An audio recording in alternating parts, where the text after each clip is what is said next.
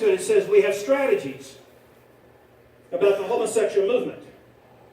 And our strategy has an agenda. What is that agenda? The overhauling of straight America. When was this article written? 1987. So look back where the gay movement was in 1987 versus where it is now today. And we're going to see how we got here simply because of these very gifted, articulate, very brilliant men that put together a plan that launched the overhauling of a straight America here. I wish the Christians could come together and get something like that together. I really do. But we haven't so far. Now this campaign, these strategies, secondly, had to have a propaganda tool to it.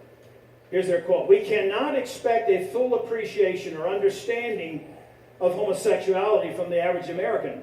A large-scale media campaign will be required in order to change the image of gays in America. They said we've got to incorporate the media into the process. So, in my lifetime, I've seen the introduction of the gay lifestyle on a systematic basis, high-profile people coming out. They knew that that's how they had to do it. It was a smart way to do it.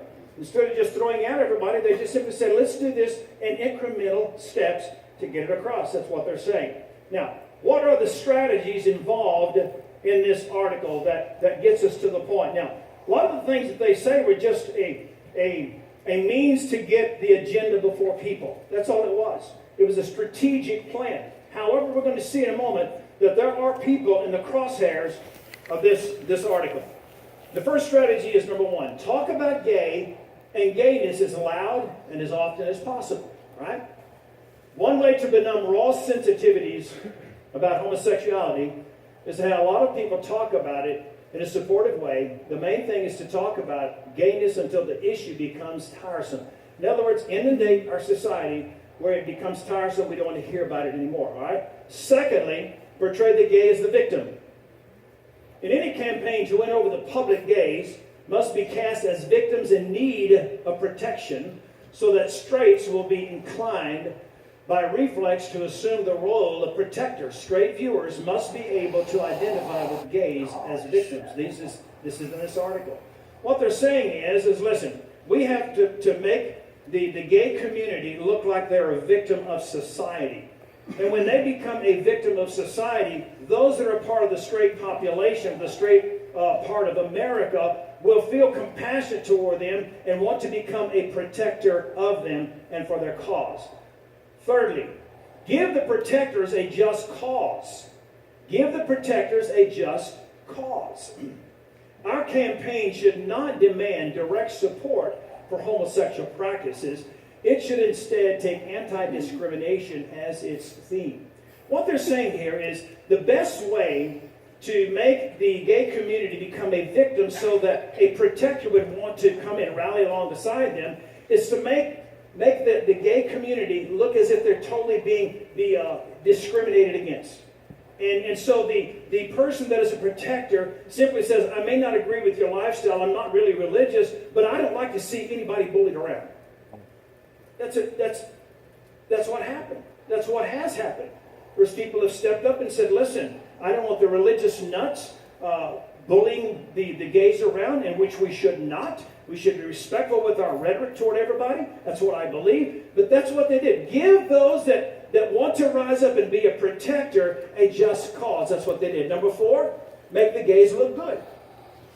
To offset the increasingly bad press that these times, remember in 87, have brought to homosexual men and women, the campaign should paint these men and women as pillars of our society by saying, did you know that this great man or woman was gay? Hey, gay people are not the low-class people on the face of the earth. Hello. Gay people are pillars of the community. Are you hearing what I'm saying? My wife has had about 10 surgeries since 2011 or somewhere in there. One of them was a gay doctor. He did a great job. He was a great man. Enjoyed talking to him, right? I'm simply in defense of anyone that says a gay person is this and that. A gay person are good people that get up, they go to work, They work in their community. They give to the community. They're active in there. And they can be very strong pillars in the church. But it simply said what we've got to do is we've got to divert the attention away from the stigma that has been associated with gays. And we have to make them look like they're pillars of our community. Fifth, we're going to see a little change here now. Make the victimizers look bad. Now this is where it's getting uncomfortable for me. Right? Long after the victimizers, there's me, the biblical voice for marriage and sexuality. Long after gay ads have become commonplace, long after we have convinced the community that we've talked about it so much, gays are good, this and the other, and we make gays look out the victims, we've got the protectors around us, and we've made sure that everybody understands that the gays can be the pillar of the church, or pillar of the community, which they are. Long after the gay has become commonplace, it will be time what to do now? To turn our tough, to get tough with the remaining opponents. Who's the remaining opponents? Ask yourself, who are they talking about in 1987? They've laid out this strategic plan to overhaul straight America. So who would they be putting in their crosshairs?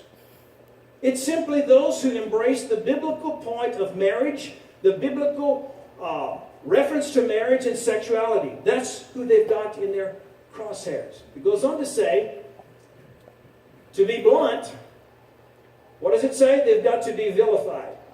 That means public humiliation, public disgrace. And we have a twofold plan. Let's look at that twofold plan. First, we seek to replace the mainstream self-righteous pride about its homophobia with shame and guilt. You remember some of those statements that simply said, we must make them do this and we must make them do that?